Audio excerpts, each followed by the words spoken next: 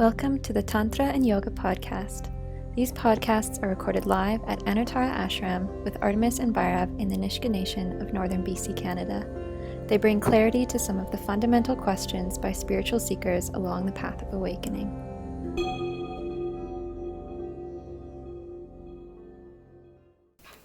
I was wondering all day today if, what was the beginning of your path's like, both for both of you and the story, because I've never heard it. I feel, well, maybe not everyone will feel this way in the moment, but you also, it's kind of hard to pinpoint the beginning.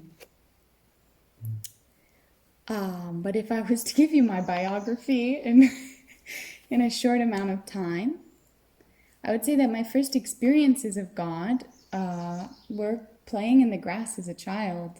I can vividly remember being I had a tree as a best friend, and I would sit in this tree and I would talk to the bugs. And I remember that I would take these moments when the wind would come and the grass beneath the tree would blow, and I would be in presence. But I didn't have this language back then. So that's my first memory of God. I was raised in a part-time Catholic family.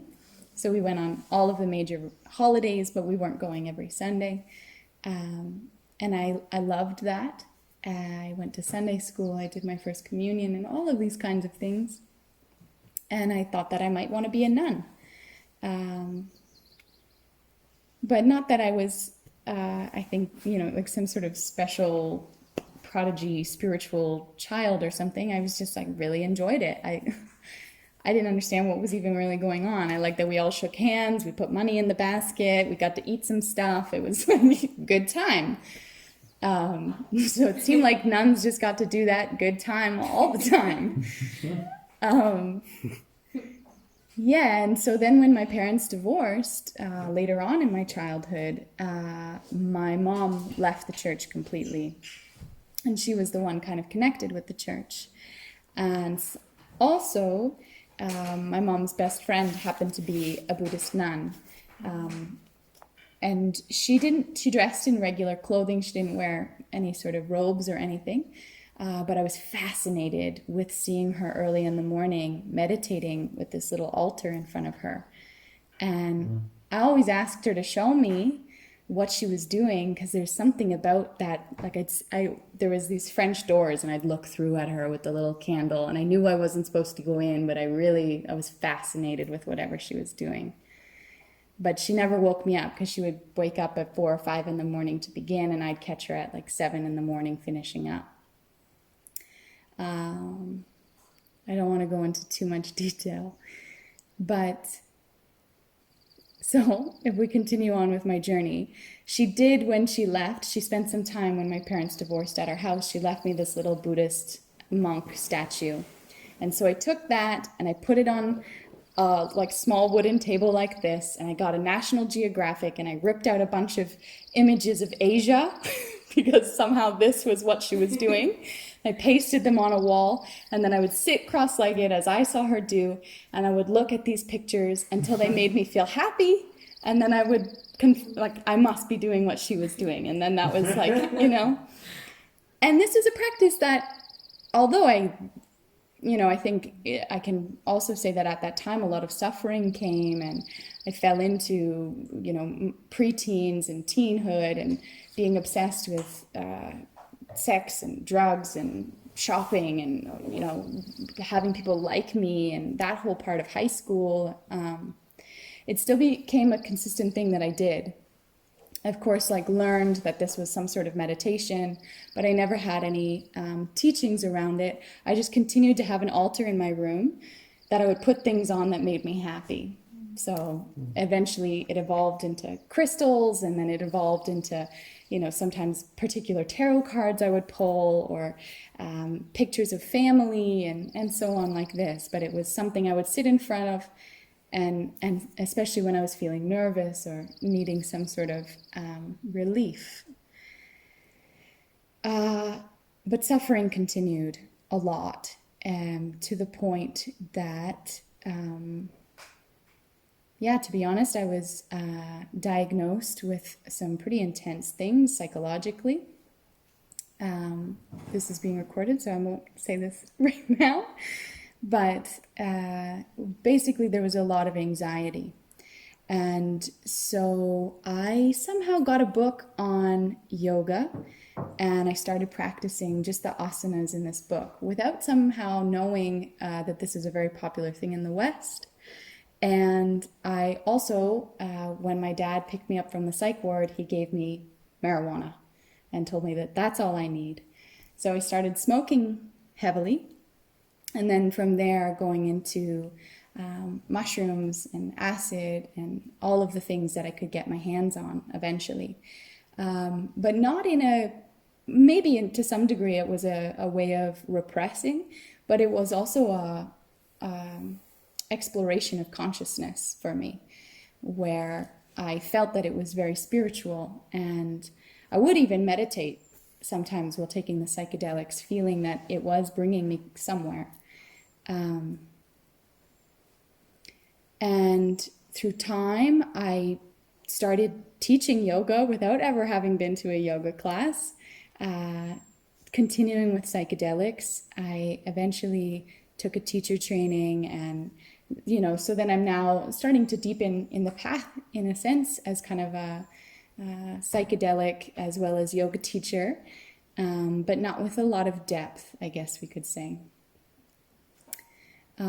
Started going to different spiritual schools, but again, more in the esoteric or the occult, as Bhairav might say. Very interested in more surface spirituality or the spiritual materialism. And then I had my first ayahuasca ceremony, which then really brought some clarity around how on the surface I'd been and how deep I could truly go. And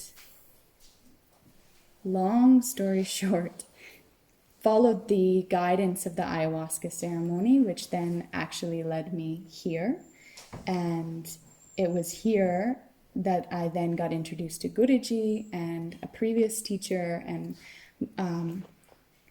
missing the whole part about how I met Muji Baba before coming here, and that also was starting to bring a lot of depth to my practice. I was part of the Muji Sangha in my home, playing kirtan. So it was, ever evolving, but I have to credit psychedelics in a big way, but also have to credit letting go of psychedelics in a big way too. Because it could only bring me so far. And then there was a point where I needed to let that go and try to go to that depth that psychedelics could bring without using psychedelics. Hopefully that wasn't too much. Yeah.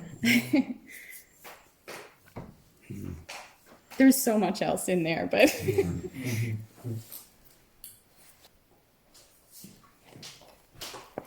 I don't know, I guess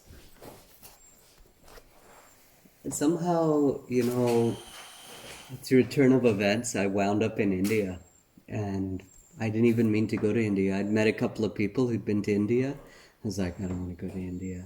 So they're so pretentious. So I was like, I'm not going to go to India. I'll go there last, after China, after Egypt, after Israel, after all these great places. However, I went to India first. I never went to those other places. And it was like this. It was hard to turn down because my friend talked me into going overland to India back in 98. Where from? In 98. Through Turkey, Iran, Pakistan, into India, right in the Amritsar, which is where the Sikh community live in India, where the Golden Temple is. And India just it blew my mind in a certain sense. And I first started to study with some Tibetan masters, but it's kind of I found it kind of hard to get into the Tibetan tradition. And I see now that it was just because of what my calling was, at least in this life, or like what I'm supposed to practice. Otherwise, I would have met that teacher. while I was there, even though I really looked. Yeah, and I met in Rishikesh in India. I met a very good yoga teacher, and he led me through a series of courses and classes, and I just fell right into it. It was after staying for 3 months with that teacher in Rishikesh. I came back to Canada for a few weeks, maybe 6 weeks or something. And then I went back to India, and I just decided to stay there, to renounce in a certain way. Not renounce by putting on monk's robes or anything like that, but just to renounce living as I don't know, renounce something, renounce not having God in my life, not having truth be my main focus. Truth and love be at the center of my altar. So I went through this, and because I was living in India, I didn't have to work. I had been kind of gifted, so to speak, from an insurance settlement. So I didn't have to work, and I just stayed in India, and I practiced, and I was very inspired by my teacher, aspired by my teacher, and instead of working a 9-to-5 job, I was doing yoga for that time, just dedicating everything, just wringing out all that aspiration, again and again, and as time went on, eventually I left India. I traveled here and there, but not for so long out of there. I noticed my health was starting to get really bad. India is a much healthier place now than it used to be, and I needed a break, but I needed a place where I could still intensely do my practice. And I chose Thailand, and it ended up that my teacher also didn't follow me there, but we kind of wound up there at the same time, because I was kind of after 4 years, nearing kind of the end of my courses with him. And then I stayed in Thailand for an additional 4 years, eventually kind of having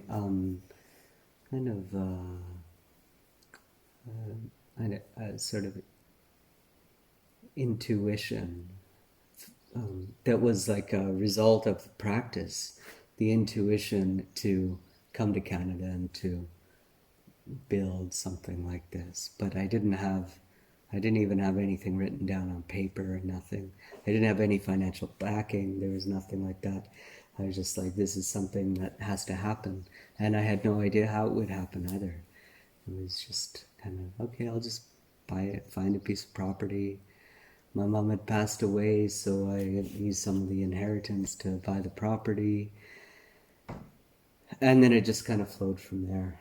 And after some years, people started to come and arrive as volunteers, and then eventually meeting some different teachers. I left that other teacher behind as I started to realize that it was toxic in a way, and found some other teachers, including Guruji. 2008, I met Guruji, and this meeting with Guruji really opened up something very profound. And in the beginning as well, I didn't know that I would stay with him. It was just kind of like, oh, something really profound is happening here. And so So I'll just continue to do the practice. I didn't like make any grand decisions, nothing like that. I just stayed with that practice because something was opening and working. And stuck with it. And yeah. Then Artemis came. And everything changed. If you found this podcast helpful, be sure to follow and turn on notifications to be the first to know when new episodes are released. To embody philosophy through practice, join our Sangha membership to access a wide range of Tantra and Yoga classes and community. Hari Om.